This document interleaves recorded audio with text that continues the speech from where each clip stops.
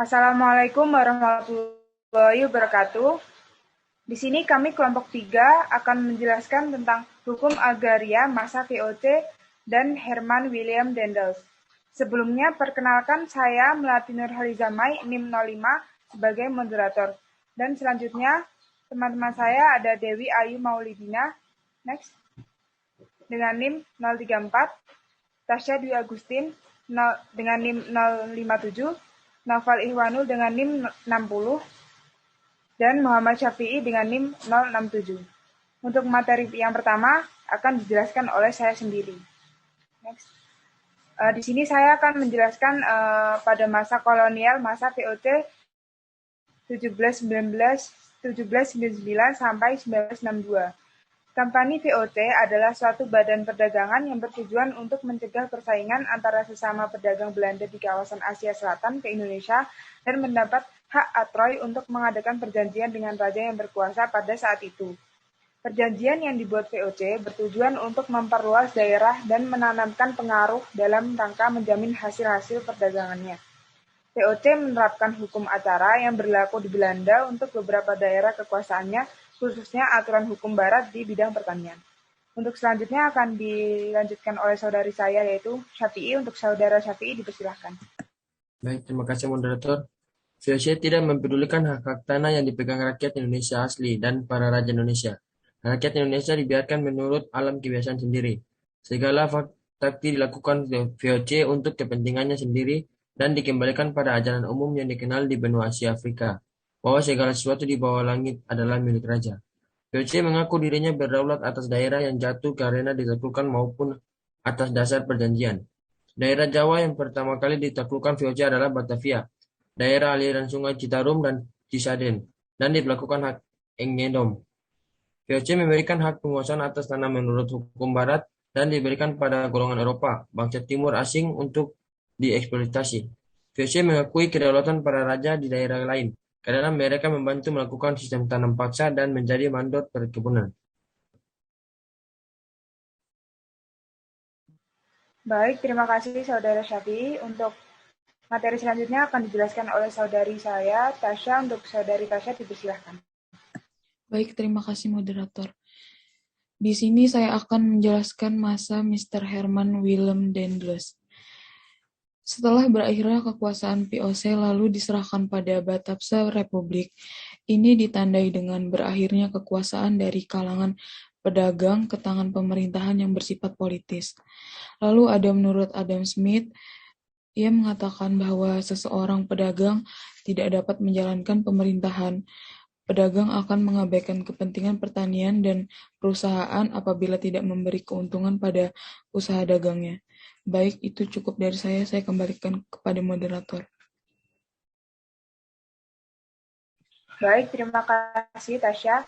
Untuk materi selanjutnya akan dijelaskan oleh saudari saya, Dewi Ayu. Untuk Dewi Ayu dipersilahkan. Terima kasih moderator. Di sini saya akan membacakan materi tentang Indonesia diadakan perubahan dan terdapat dua pendapat yang bertentangan.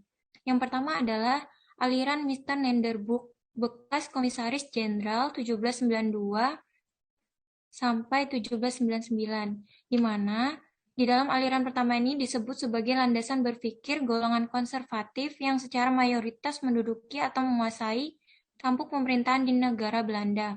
Kemudian aliran ini memberikan tempat pada para pedagang untuk memegang hak monopoli dan menentukan kemanfaatan dan penggunaan tanah.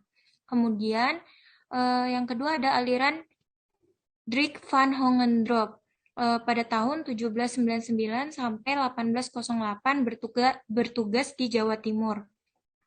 Aliran ini mempunyai pemahaman yang lebih maju, di mana di dalam aliran kedua ini menganut golongan liberal yang memperjuangkan golongan swasta dengan cara memisahkan kekuasaan pemerintah dari usaha-usaha perdagangan yang merupakan golongan swasta. Di dalam Bestur harus dipisahkan dari usaha-usaha perdagangan bebas. Kerja rodi dan kultur stelsel harus dihapuskan. Harus diadakan pengaturan untuk melindungi hak atas tanah perorangan untuk golongan bumi putra. Sekian dari saya kembalikan ke moderator. Baik, terima kasih saudari Dewi Ayu. Untuk selanjutnya akan dijelaskan oleh saudara saya Noval. Untuk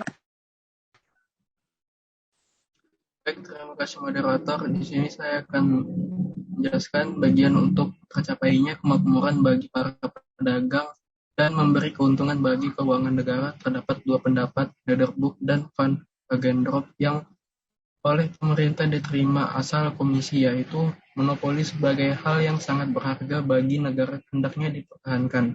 Melepaskan monopoli tidak dapat dipertanggungjawabkan akibatnya. Selanjutnya, hendaknya sel lama tetap dipertahankan, karena sel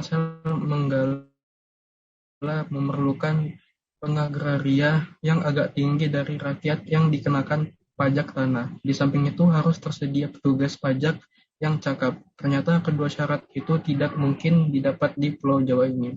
Berikutnya, pada tahun 1808, Herman Willem Daendels menduduki jabatan di Indonesia sebagai pengganti Wijs, wali kota negara pada zaman Company. Yang kedua, Daendels sangat menentang politik liberal, yaitu aliran kedua yang dijalankan oleh Van Hogenrop. Yang ketiga, Daendels mendukung Lederbook aliran pertama, Stelsel, Kontingenten, dan Verstudi.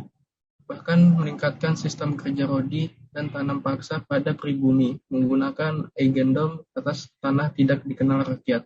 Yang keempat, cita-cita Daendels yaitu mengeksploitasi seluruh negeri dengan menguasai tuan-tuan tanah dengan menggunakan tenaga kerja rakyat.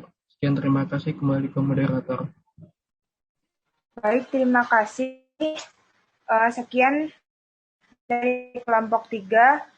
Apabila ada salah kata ataupun pengucapan, mohon dimaafkan. Wassalamualaikum warahmatullahi wabarakatuh.